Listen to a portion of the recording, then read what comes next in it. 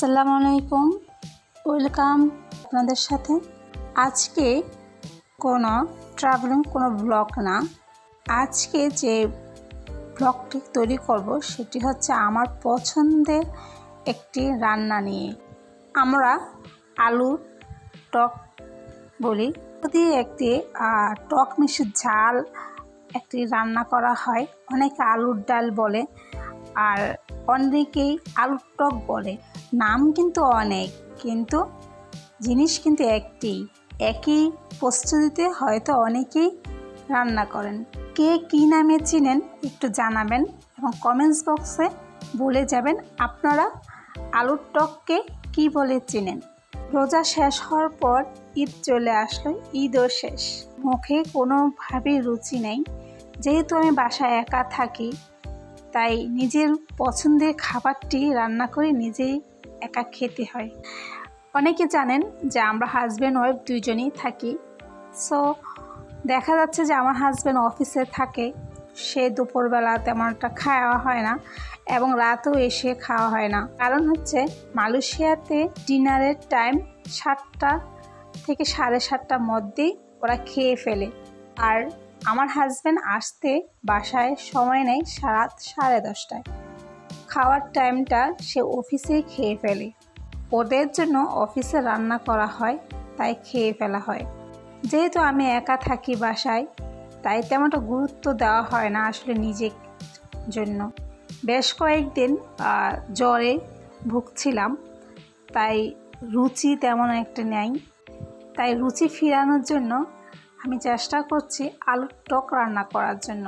এই খাবারটা আমার খুবই খাবারের মধ্যে একটি খাবার।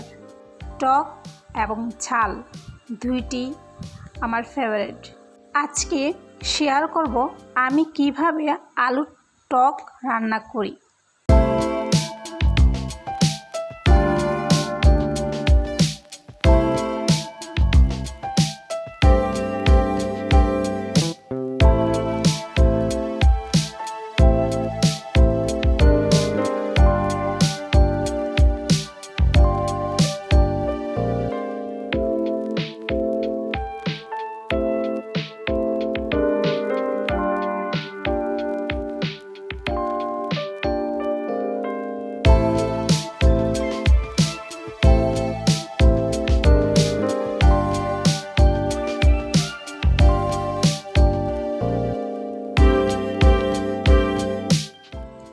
এই আলুর টক বেশি মজা হয় আমার বড় মামানির হাতের রান্না।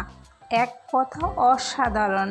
আমি তেমন ভালো রান্না করতে পারি না, বাট আমি চেষ্টা করছি। বিদেশে মাটিতে সে মামানির হাতে রান্না কোথায় পাবো? আর অসুস্থ হয়ে পড়ে থাকলেও দেখা যাচ্ছে যে বিদেশের মাটিতে কেউ কাউকে আর দেখার সময় নেই।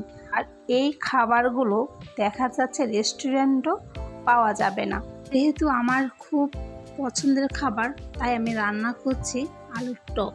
আর সাথে দিব কুড়িয়ে আনা সে আম, কাঁচা আম।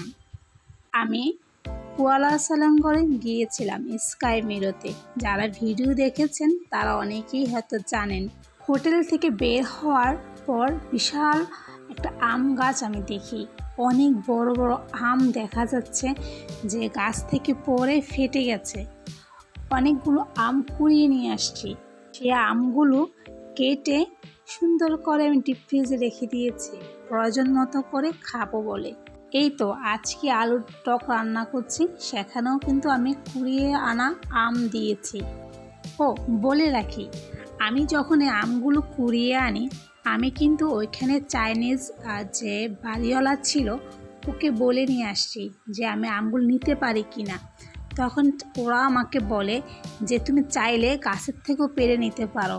তো সুন্দর আম মানে গাছে ধরা ছিল, আসলে ইচ্ছে করে নেই যে পেড়ে নিয়ে আসবো, তাই কুড়িয়ে থাকা আম নিয়ে আসছি। অনেকগুলো হবে, প্রায় 3 থেকে 4 কেজির মতন হবে। অনেক বড় বড় আম ছিল। যাই হোক, আমার কিসমতে ছিল এই আমগুলো, তাই নিয়ে আসছি বা আমি সামনে পেয়েছি। আসলে রিজিকের মালিক হচ্ছে আল্লাহ। কাউকে না খাওয়াইয়ে রাখে না। আমি রমজান মাসে বেশ কয়েকবার কাঁচা আম খাওয়ার জন্য বেশ কয়েকবার আমার হাজব্যান্ডকে বলেছিলাম। সময়ের স্বল্পতার কারণে দেখা যাচ্ছে যে ও আনতে পারেনি বা তেমন একটা ওঠেনি। আর আমরা ঘুরতে গিয়েছিলাম, আমি চিন্তাও করিনি যে এই আমগুলো আমি পাবো, এবং আমগুলো খুবই মজাদার ছিল। ওনাদের সাথে কথা বলতে বলতে আমার রান্না করা হয়ে গেল আলুর টক।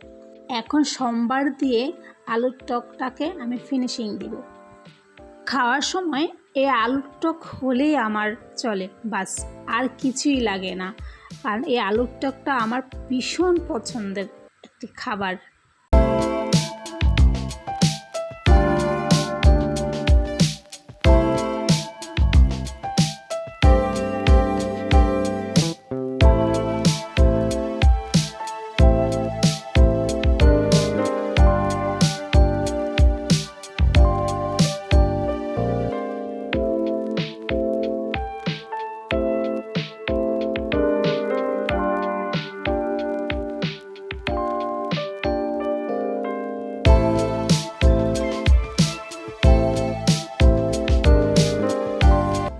শুধু যে আলুর টক রান্না করেছে তা কিন্তু না, আমি মুরগি মাংস রান্না করেছি, হয়তো আপনাদের সাথে শেয়ার করিনি। আমার মাংস তো আমার ভীষণ পছন্দ, আর আলুর টক থাকলে আর অন্য কিছু লাগেই না। আমার ভীষণ পছন্দ আলুর টক, আবার আলুর টক খেতে আমার ভীষণ ভালো লাগে।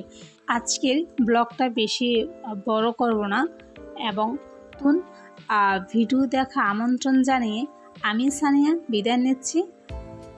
আল্লাহ হাফেজ।